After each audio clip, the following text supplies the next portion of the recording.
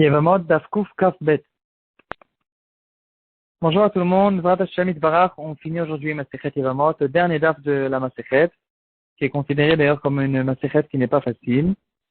Et donc voilà, au prochain, on finit la Masechet. On va voir pour le Siyum un sujet intéressant et spécial. À savoir, est-ce qu'on peut chercher des preuves célestes pour savoir qu'est-ce qui est arrivé à quelqu'un qui a disparu? On essaye d'avoir de certaines preuves qui ne sont pas des preuves matérielles, comme par exemple une voix céleste qui nous a révélé que telle et telle personne il est mort, ou bien un rêve. Il est venu lui-même en rêve, il a dit « Sachez que je suis mort », on va voir des histoires là-dessus, et encore plusieurs cas qui ressemblent, comme on va le voir tout de suite. Alors déjà dans la Mishnah, on va retrouver une halakha qui dira « On peut marier une femme en fonction d'une bat kol ». En général, quand on dit bat kol dans tout le chasse, on parle d'une voix céleste. On va voir ici deux explications dans les Mefarshim de la Mishnah. Est-ce qu'on parle ici d'une voix céleste ou pas? Déjà dans la Mishnah, elle va nous raconter l'histoire de certaines personnes qui ont entendu une voix en direction d'un sommet d'une montagne, et cette voix criait et disait « Sachez que telle et telle personne est morte ». Donc, en entendant ça, ils sont montés sur la montagne pour essayer de trouver ce témoin, pour le ramener devant le Beddin. Ils l'ont cherché, ils ne l'ont pas trouvé. Et quand même, il racontera la Mishnah qu'on a permis cette femme de se marier parce que on a vu déjà suffisamment de fois, je pense, que à propos de la Edut Isha, un témoignage d'une femme pour qu'on sache si son mari est mort, même les psulim, même les goïm, les femmes, même un seul aide, tout le monde est cachère pour ce témoignage. Donc ici aussi, même si on ne sait pas qui est cette personne, quand même, on peut marier cette femme. Et de là, le Tosfot Yom Tov va prouver que quand la Mishnah a dit bat kol, on ne parle pas ici d'une voix céleste, comme on a l'habitude de connaître dans tout le chasse, quand on dit bat kol, on parle d'une voix céleste, comme la voix céleste qui est venue et qui a dit sachez que la halakha elle est tout le temps comme Beth Hillel, ou toutes sortes d'histoires qu'on retrouve au long du chasse. Ici, on parle d'une voix, d'une certaine voix anonyme, c'est pour ça qu'on l'appelle bat kol, mais c'est clair pour nous que c'est un être humain qui a sorti cette voix, qui a donné cette voix, juste on ne sait pas qui il est. Et c'est d'ailleurs pour ça que la Mishnah va nous donner tout de suite l'exemple, pour ne pas qu'on se trompe, à penser qu'ici on parle d'une voix d'une bat kol, et elle raconte l'histoire de cette personne qui est en haut de la montagne. Ils ont vu que c'était quelqu'un, et ils ne savent juste pas qui est cette personne et quelles sont ses intentions, et c'est pour ça qu'ils l'ont permis. Par contre, il dira le Tosfot Yom Tov, permettre une femme de se marier parce qu'il y a une bat kol, une voix céleste qui est arrivée qui nous a dit que telle et telle personne est morte, ça, c'est quelque chose qu'on ne peut pas faire. La Torah nous a été donnée dans notre monde et en fonction des lois et des règles générales, des règles normales que les Chachamim nous ont données. Il faut qu'il y ait quand même un certain témoignage qu'on peut considérer comme un témoignage, même si c'est un goy, même si c'est un seul témoin, mais quand même pas d'une bat kol. Comme ça, Rashi aussi dans la Mishnah va nous expliquer qu'ici on parle pas vraiment d'une bat kol comme on a l'habitude de croire, de penser, de connaître, pardon. Ici, on parle d'une voix anonyme qu'on appelle quand même bat kol. Dans le contraste d'Ivrei Sofrim, il va expliquer que non. Ici, bat kol, on parle d'une bat kol mamash, une bat kol qu'on a l'habitude de connaître, et il dira que même une voix céleste qui nous a révélé que telle et telle personne est morte, c'est quelque chose qui peut être possible pour pouvoir permettre à une femme de se remarier. Et il dira, une svara qui est logique, assez logique, il dira que de la même manière que tous les psulim sont kshérim pour la Edut Isha, donc même les goïm, même n'importe quel psulim, sont kshérim quand même pour témoigner pour cette femme, alors la voix céleste n'est pas moins qu'un Ed Pastoul, c'est pas moins que tout ça. Alors c'est vrai qu'en tant que témoignage, par exemple pour des dîners momonotes ou des dîners nefashot, on a besoin d'un vrai témoignage, et là, on a besoin d'avoir des êtres humains. Par contre, ici, que les Chachamim nous ont dévoilé qu'on peut avoir un témoignage qui est pas soul, alors ici aussi, c'est un témoignage qui est pas soul, mais quand même, il est cachère pour Edut Isha. Une autre svara va être amenée dans le Tiferet Israël, un de mes farshim sur la Mishnah. Il dira aussi qu'une bat kol, une voix céleste, c'est cachère pour Edut Isha. Il donnera une autre explication là-dessus. Il dira parce que ce qui nous dérange dans la voix céleste en général, c'est quand une voix céleste vient, il nous dévoile une halakha, il nous dévoile comme qui est la halakha, il nous dévoile une nouvelle mitzvah qui vient dans la Torah.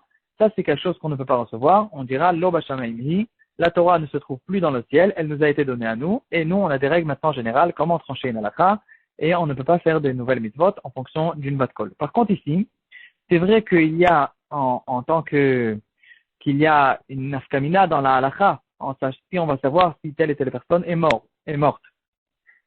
Par contre, c'est pas que la bat kol est en train de nous dévoiler une halakha. C'est une conséquence. La bat kol nous dévoile un fait, telle et telle personne est morte, d'accord, c'est bon. Maintenant, on a reçu la bat kol, on connaît maintenant le fait, et nous-mêmes, on décide que puisque maintenant on a une preuve qui nous est suffisante de savoir que telle et telle personne est morte, on sait que maintenant, en fonction des règles de la Torah, qui dira que quand tu as une preuve que telle et telle personne est morte, tu peux permettre à sa femme de se remarier. Alors ici aussi, nous, avec la force de la Torah et les règles normales, en revenant dans les règles normales, on peut se permettre de permettre sa femme de se remarier. Dans le Bet Yosef à Hadash, il ramènera une histoire au nom du Mekubal Rav Naftali à Cohen, qui est arrivé devant lui une histoire de Haguna, une femme qui ne retrouvait pas son mari, il avait complètement disparu. Et ce grand Mekubal d'à l'époque, c'est intéressant parce que c'est un Mekubal vraiment d'il y a très longtemps, même peut-être avant le Harizal, il a écrit sur un parchemin le nom d'Hachem et il a jeté le parchemin dans la mer et il a vu que le mort, cette personne-là, ne revenait pas. Et ensuite, il a jeté un parchemin aussi avec le nom d'Hachem sur la terre ferme, sur la terre. Et aussi, il n'y a eu aucun phénomène, il n'y a rien eu qui s'est passé. Il n'y a eu aucune conséquence à ce qu'il a fait. Et de là, il a compris que cette personne, il est mort. Parce que s'il était vivant, avec ce qu'il a fait, c'était obligé que cette personne, il revienne. Apparemment, il a fait jurer certains malachim. Il les a obligés de ramener cette personne devant lui. C'est les malachim qui sont responsables de la mer, les malachim qui sont responsables de la terre. Et puisque les malachim ne l'ont pas trouvé, apparemment, il est déjà mort. Et avec ça, il a permis sa femme de se remarier. Tous les acronymes, ils ont fait un grand bruit là-dessus, ils n'étaient pas d'accord. Ils ont dit comment est-ce possible qu'on fasse une chose comme ça. C'est pratiquement comme une névoie, on ne peut pas recevoir des choses comme ça. On a des règles quand même dans la halakha. Alors c'est vrai que les chachamim nous ont donné quelques privilèges, mais on ne peut pas essayer de trancher la halakha en fonction de Shemot HaKodesh et des choses comme ça. Et quand même, il y aura d'autres mefarshim qui vont expliquer que non, ici, c'est pas qu'on est en train de trancher une halakha en fonction d'une voie céleste ou de quelque chose de céleste qui nous est arrivé du ciel. C'est que on est en train d'essayer de vérifier un fait. Est-ce que cette personne, il est vivant ou il est mort? Et après qu'on a eu cette vérification, on sait que cette personne, il est mort. Alors nous-mêmes, on se décide, on se débrouille tout seul pour connaître que la halakha est que quelqu'un est mort, qui est mort, sa femme, elle est permise. Il y a une autre histoire spéciale qui a été ramenée dans le Shut Meshivat Nefesh. Il ramène l'histoire de quelqu'un qui est parti à la mer avec un ami et il s'est noyé à la mer. Et au bout de 2 jours, cette neshama, cette personne, il est venu en rêve chez sa mère et il lui a dit, regarde, ça y est, je suis déjà dans le monde futur et sache que je suis mort. Et sa mère, elle lui a dit, mais comment c'est possible, tout le monde te cherche, etc. Alors il a dit, non, regarde, allez me chercher, allez voir mon corps, il se trouve en dessous d'un rocher qui se trouvait pas loin de la plage et cherchez là-bas, vous allez le trouver. Alors elle lui a dit, mais on a déjà cherché là-bas. On a déjà amené plein de personnes, tout le monde t'a cherché, etc. On t'a pas trouvé. Et comment est-ce possible que maintenant dans le rêve tu dis c'est comme ça? Et en plus d'abord c'est un rêve. Il lui a dit non, regarde, c'est vrai que c'est un rêve, mais je vais te donner des signes qui sont très clairs. Vous avez cherché avec des bâtons qui sont des bâtons droits, des perches droites. Et maintenant je vais vous donner un conseil. Si vous allez chercher avec des perches qui sont tordues à la fin, vous allez pouvoir accéder à mon corps parce que il se trouve en dessous du rocher, un peu dans un endroit qui est difficile à chercher, et vous allez voir que vous allez le trouver.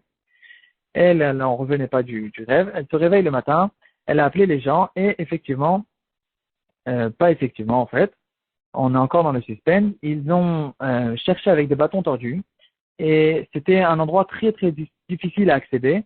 Ils ont réussi juste à tirer un bouton, un galon, un gros bouton de sa veste, qui était de la couleur rouge et que tout le monde connaissait, que ça appartenait à cette personne. et personne d'autre dans le village avait un bouton comme celui-là. Ils n'ont pas réussi à retirer le corps jusqu'au bout de l'histoire.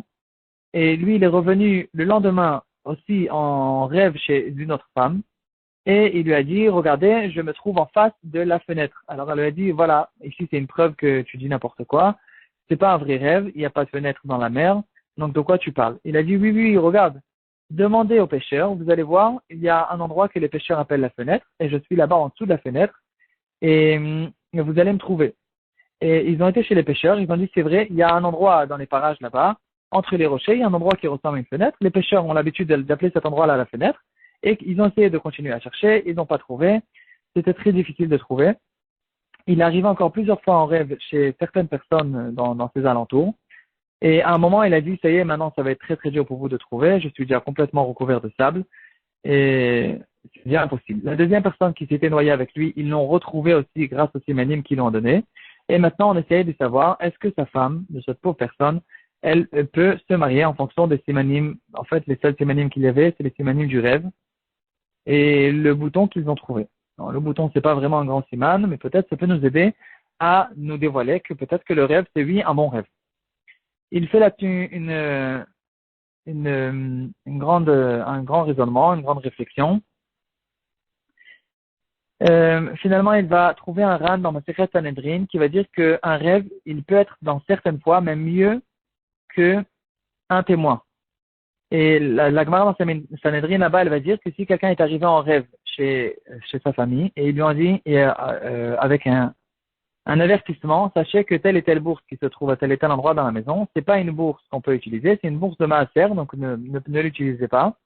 Et la Gemara dans Sanhedrin, elle va dire est-ce qu'on le croit ou on le croit pas. Là-bas, elle va dire qu'on ne le croit pas, mais de l'oral dans Sanhedrin, elle va dire que c'est vrai que un rêve, on ne va pas croire dans un rêve dans beaucoup de cas, mais un rêve, c'est considéré quand même pas moins qu'un témoin. Donc ici, dans le cas où ça suffit un témoin, peut-être que le rêve, il est bon, il y aura là-dessus une grande marloquette dans les poskim, la majorité des poskim ne sont pas d'accord. Il y aura là-dessus une autre histoire avec le Chidushé Harim, une histoire aussi de quelqu'un qui avait disparu. Il est parti dans un village pour faire du commerce. Et au bout de 10 jours, il arrivait en rêve chez quelqu'un de sa famille. Et il lui a dit, sachez que je suis mort, mon corps se trouve à tel et tel endroit dans la forêt. Et effectivement, ils ont été là-bas dans la forêt. Et là-bas, ils ont trouvé un corps, un cadavre. Et par contre, on ne pouvait plus le reconnaître. Et le Chidushé Harim, il a dit, malgré que le rêve, il avait l'air un bon rêve, il y avait suffisamment de séménim pour savoir que c'est un vrai rêve. Et en plus de ça, ils ont trouvé un corps. Quand même, puisque le rêve, c'est pas un signe, le corps, c'est pas un signe tant qu'on ne le reconnaît pas, alors, pour l'instant, on ne peut pas marier sa femme en fonction de ses synonymes. Voilà. Donc, le prochain shiur, ce sera déjà sur Masechet Ktuvot. Et à très bientôt.